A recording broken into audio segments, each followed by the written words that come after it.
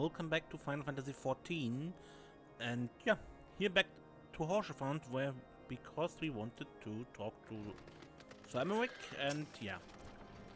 'Tis reassuring indeed to behold the confidence of a friend in one's homeland tethers on the very brink of disaster.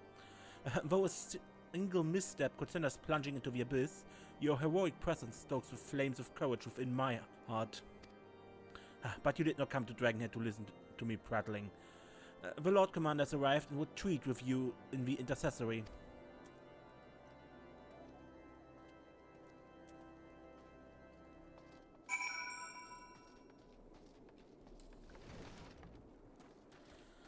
And that was where we needed to talk to Horshafont.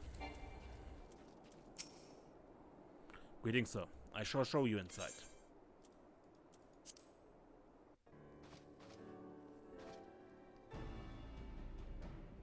I thank you for coming with such haste and apologize for my absence. Suffice it to say, Lady Ishgard and the heretics have much to answer for. Yes, we are but recently returned from the Gates of Judgment ourselves. Given the circumstance, I quite understand why you would prefer to postpone our appointed audience.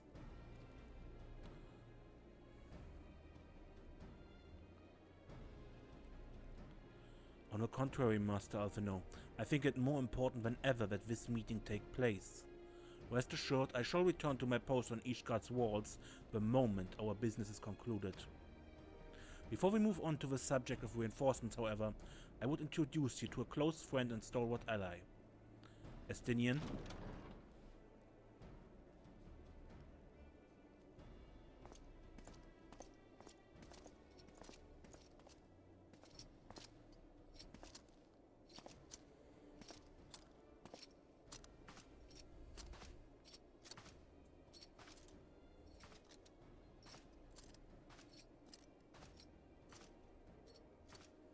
May I present to you Ishgard's Azure Dragoon? Now, if you have played the Dragoon story quest, your character has a shocked look on its face the moment Estinian comes in. Because, if you know the Dragoon storyline, it ends with Estinian succumbing to a dragon's influence and mysteriously disappearing. And apparently, he is free again, without any explanation whatsoever. An impressive title, though I confess I know precious little of the Order of Dragoons. They are formidable warriors all, yet even among such masters of a lance, Estinian is without equal. He, out of all the warriors of Ishgard, was chosen to wield the power of dragons, and may thus contend with any Dravanian. You flatter me overmuch, Commander. So, you are the adventurer of whom they spoke. I see now why my blood fair sang in anticipation of our meeting. And yeah, if you have played the Dragoon, also Estinian would react to you because he knows you as well. And he greets you as an ally, as an equal.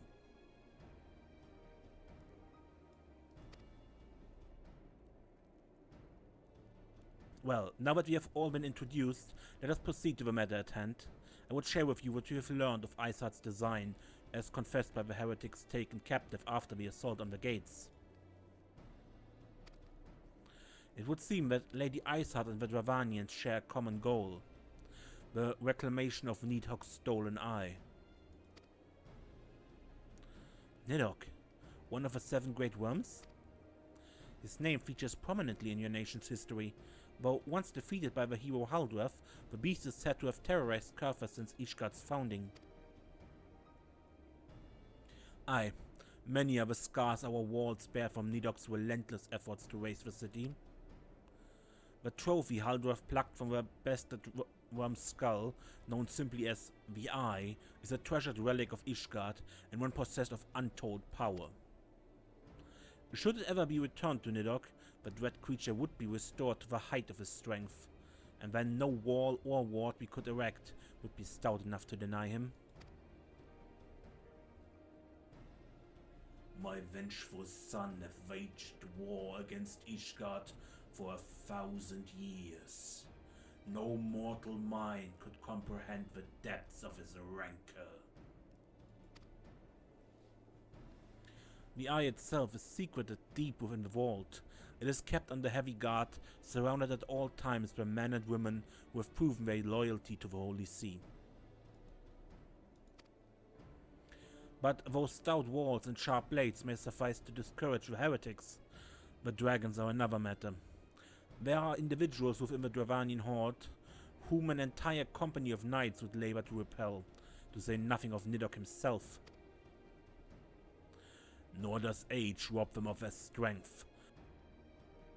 Through the endless march of years, the dragons endure, patient, calculating, inexorable. You must understand, these creatures do not share our perception of time. That is especially true of the great worms, they who spend centuries in slumber, only to wake and resume their campaign as if mere hours had passed. It has been 20 years since Nidok last darkened our skies. 20 years for him to gather his strength and for us to bolster our defenses. And now, just as he seems primed to return, the heretics strike at the gates. You believe that Lady Aithar is in league with a creature then? Of that we cannot be certain. Though we know the heretics covered the eye, we have been unable to determine their plans for it. Such questions aside, we must needs address the ragged hole their mistress has seen fit to rent in Ishgard's protections. 'Tis a weakness the Dravanians are not like to leave untested. So it would seem. You have described your plight in admirable detail, Lord Commander.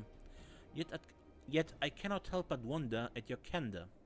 Why share such sensitive information with us? I shall speak plainly. Ishgard has need of allies, and I would have you bolster our front lines in readiness for the coming battle against the dragons. This much I expected. Unlike our arrangement concerning the Keeper of the Lake, however, only you stand to benefit from our assistance in this matter. I fail to see why we should intervene in a conflict which concerns only Ishgard and Dravania.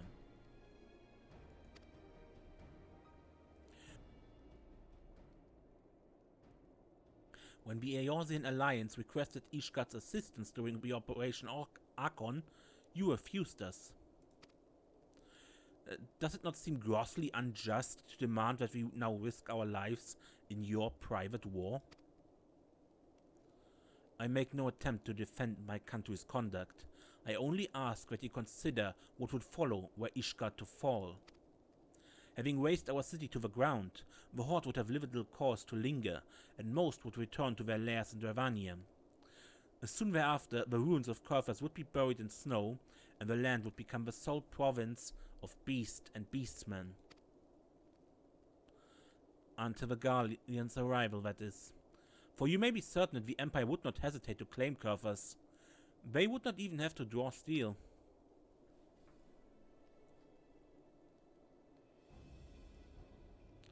An imperial province sharing a border with Mordona? 7 healths. Very well, we will assist you in repelling the dragons. The war of a great realm may have shaken the firmament, but we of Eorzea will not abandon our Ishgardian brothers to face the coming horde alone. Nor did I ever think you would. Now, upon the matter of the war, allow me, Ser Aemeric. Through the power of the Eye, I have become the vessel of Nidok's strength. His essence has stolen into my very blood. Fear not, I am in full control of my faculties, I assure you. And the Eye itself is of no relevance to this tale. It is not essential that I bear it with me wheresoever I go. Its lingering influence does, however, allow me to hear Nidok's voice. Then, the worm who roared was Nidok, aye. He means to hurl the horde against Danifan's collar and shatter the remaining wards that protect the city. There can be no doubt, the worm has summoned his minions to war.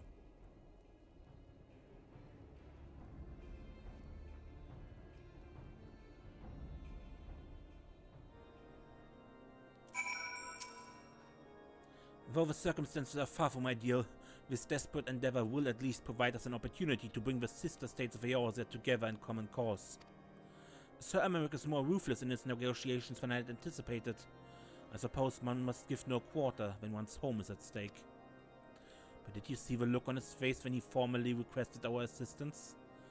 Though the Lord Commander has long campaigned for Ishgard to open its gate to outsiders, I suspect this softening of the Holy See's attitude towards foreign cooperation comes as something of a bittersweet victory. The days ahead promise to be interesting indeed.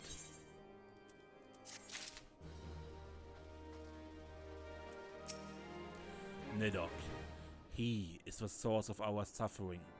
If we do not fell the worm, these endless clashes count for naught.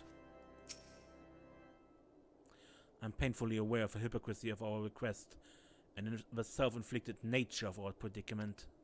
But should it serve to deliver my people from their unkind fate, gladly shall I bow my head and beg for aid. I expect, nay, welcome the coming storm of scorn and disdain.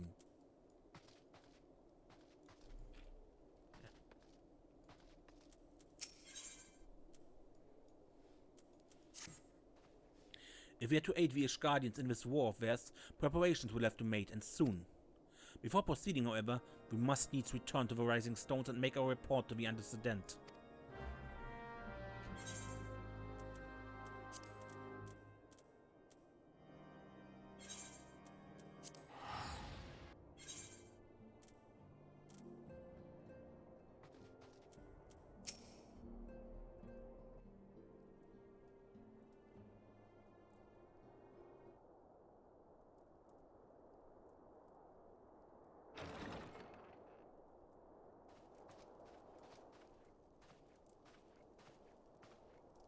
Alphino, it is good to see you. Tell me, what have you learned? Pray summon the others. Everyone must hear my report.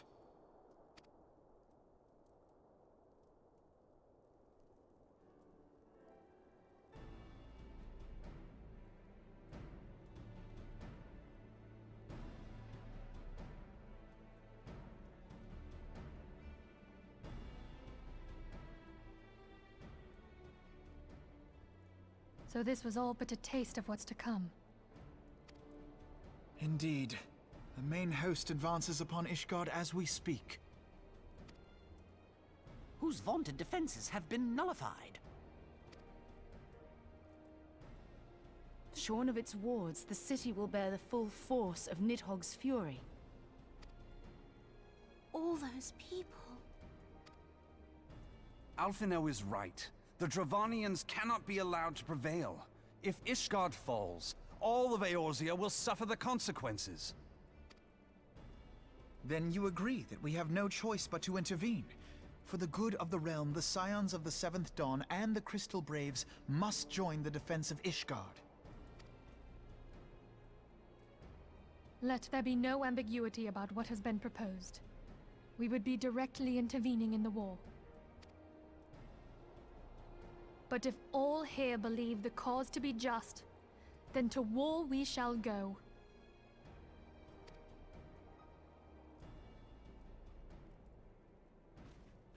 The path we now embark upon is perilous, but I pray you will walk with us to the end. Always. For those we have lost, for those we can yet save.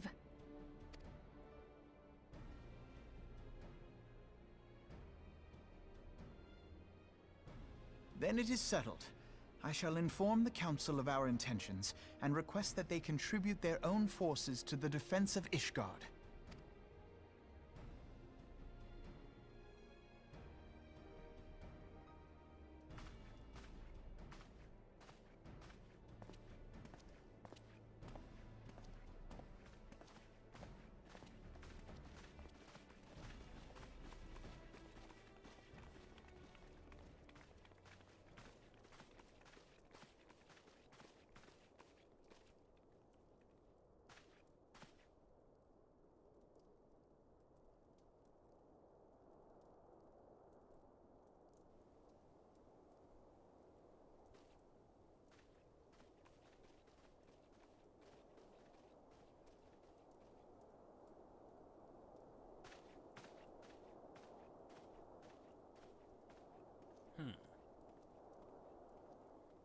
Why did they show us that?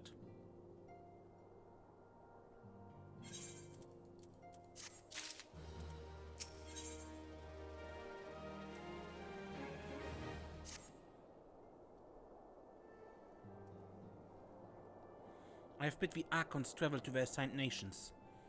Should the members of the Alliance agree to pledge Grand Company soldiers to Ishgard's cause, our comrades will be on hand to act as intermediaries for the duration of the conflict.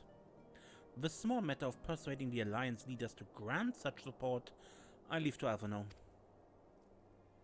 For you, my friend, a different task awaits. I would have you reach out to your fellow adventurers and gather what allies you may for the coming siege. I would also have you consider the matter of our own security. Revenant's Toll is but a short flight from the snowfields of Corvus. It's not unimaginable that the fighting may spill across the border. Probably Slothborn on the brewing conflict and discuss potential contingencies. The frontier settlers must be prepared for all that might wing its way over our walls. I only hope that such precautions prove unnecessary. Before you leave, might I suggest you have Tataru accompany you? She's a talent for administration and a firm grasp on the practical challenges we may encounter.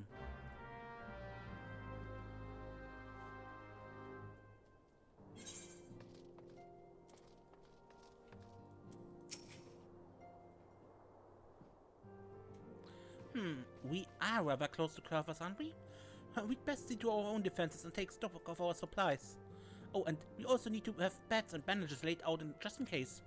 A good receptionist is ready for any eventuality. Let's go, Sirius. I have 101 things to discuss with Slothborn.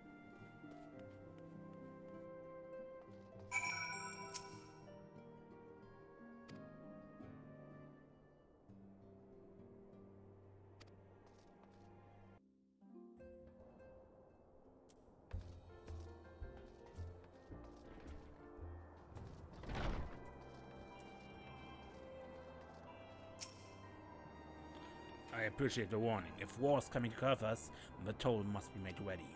I'll increase the number of patrols and lookouts immediately. I also see about finding room for an infirmary, as well as temporary housing for victims of the conflict. Ishgard has done well by us in the past, and I would return the favor. But as for rounding up volunteers for the fighting itself, I'm afraid I must disappoint you. I will not send my fellow guild members to die on Ishgardian soil, and I'm certain headquarters will say the same. There will be no official Adventurers Guild presence at this siege. That said, each adventurer is of course free to do as he or she will. I shall have word with some of my more capable colleagues on your behalf, and you might try your luck here in Revenant's Toll. I dare say there are a few stout souls about town who will answer your call to arms. Let's get started, shall we? We have a town to rouse.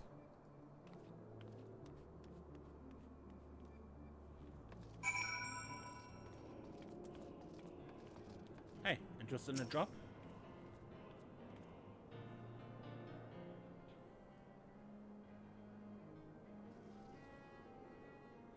Spare me a talk of glory and fame. I'm not in the habit of volunteering for lost causes. I've survived this long by trusting my instincts, and my instincts tell me to stay well away from Ishgard.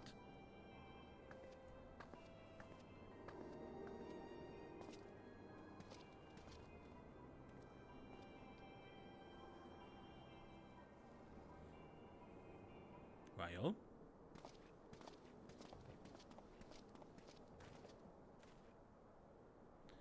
Ishgard sounds like she's a right mess, but that ain't what I wanted to talk to you about. I need you to cast your mind back to that scuffle with the Empire out by the processing plant. A lad from Little Alamigo by the name of Wilbert was there with a fourth that day, and I want to know if you've seen him since. Have you? No? God damn it, I feared as much. No one's bloody seen him. It's like the ground opened up and swallowed him whole. But wait, that ain't all.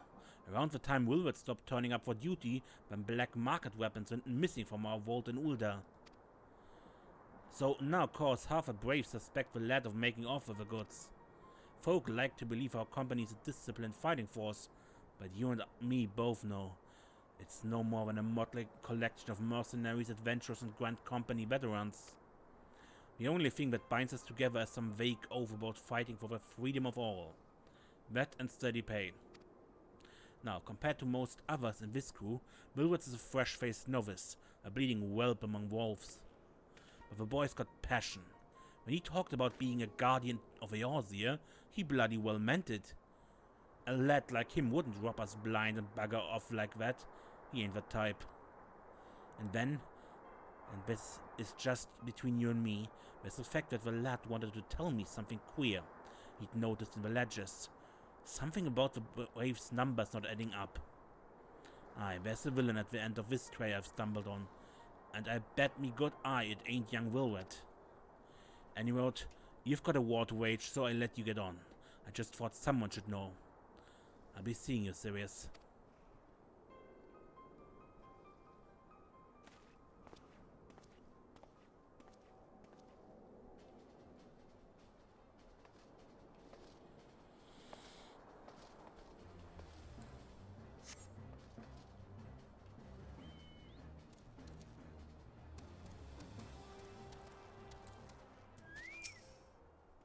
So Ishgard seeks Sellsworth to bolster his ranks, huh?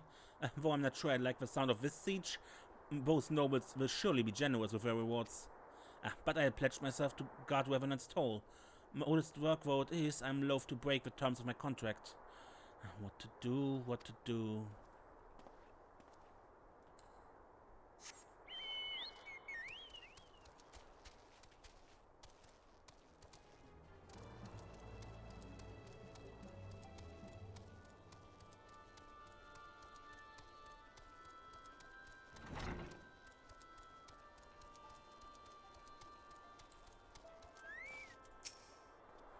Throw me blade to the Ishgardians. Well, them dragons are a fearsome lot, but I'd slay me fair share if a coin was good.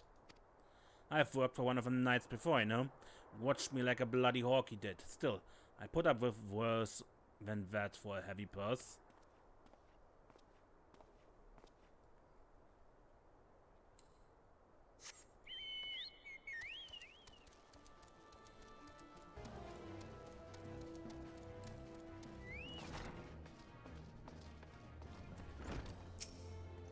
Volunteer my service in the defense of Ishgard?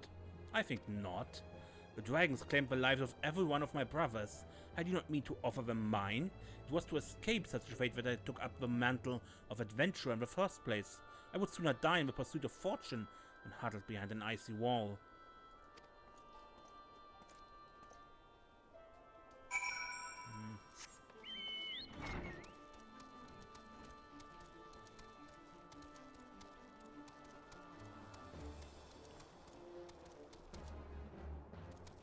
Not exactly a good cut here.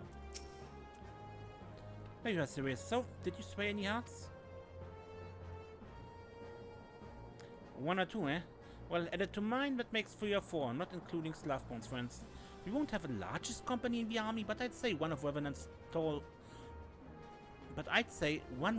veteran is worth a dozen clanky knights at least.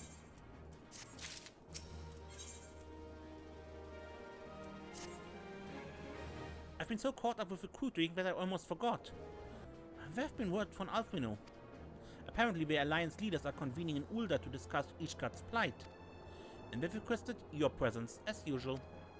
Anyway, you'd best make your way to Ulda, or you'll be late. Alfrino said that he wouldn't meet you on the Royal Promenade. But I'd say we continue this next time, because the episode seems already long enough. Yo, until then. I am Ace, and don't get lost.